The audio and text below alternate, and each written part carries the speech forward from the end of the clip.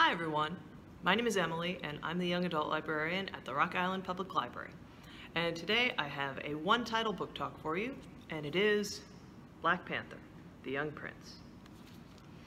So, like a lot of you, I was really sad to hear about the passing of Chadwick Boseman, who played Black Panther in a lot of Marvel movies, and he was in many other great movies too. And thinking about him made me think of this book, which came out actually before Black Panther in 2018. And it's a really interesting book because a lot of tie-in novels with movies, they don't really have much to do with the movie necessarily, but this one does, in some pretty interesting ways.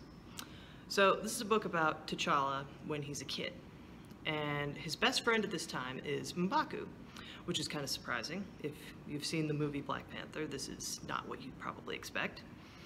But in this book, what is happening is T'Challa's father, the king, knows that there's somebody who's going to try to steal vibranium from Wakanda. And so they're maybe going to start a war to do this. And T'Challa, as the Prince of Wakanda, he is, you know, a kidnapping risk, certainly. I mean, even though Wakanda is the most technologically advanced nation on the planet, his father is still worried. So what happens is T'Chaka, the king, tells T'Challa that, okay, here's what's going to happen. I'm going to send you and M'Baku to America. You're going to be foreign exchange students. You're going to be totally anonymous. I want you someplace safe while, you know, this conflict is happening, and, you know, we can get it sorted out, but I don't want to be worried about you at the same time. So for T'Challa, obviously, this is a very big culture shock. Not just, you know, it's his first time in America, but also, I mean, he's living in Chicago, and he's just going to a regular school. And so he and M'Baku, you know, they have aliases. They're pretending to be foreign exchange students.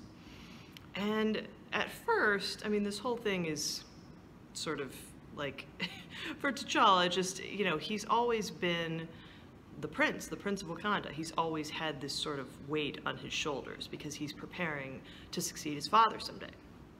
So even though, like, it's strange to be away from home and he's worried about, you know, what's going to happen with the war that could happen in Wakanda, he's also kind of happy and excited for the first time to be making friends just based on who he is and not, you know, his birthright. Like, he makes a couple of friends, Zeke and Sheila are their names, and they're both kind of nerds, and I mean, so is T'Challa. Like, he spent his whole life studying to be a king. And so he's very smart, and these people are nice, and they just like him. They just like him for him. And, I mean, T'Challa's like, oh, okay, wow, you know, this is what, like, I would just have friends, you know, if I wasn't the prince, you know, this is what life might be like for me.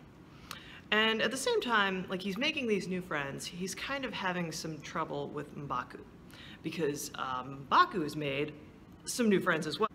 So M'Baku has this new friend named Gemini Jones, and he's into some kind of weird stuff. Like, there are weird rumors about him at school. The group of kids he hangs out with, they call themselves the Skulls. And this isn't like a gang, and it's also not like junior high kids messing around. What you eventually find out is Gemini's dad is somebody who is interested in vibranium, and he wants to research it, but to do that he needs to get some. And this is a thing that it barely exists outside of Wakanda.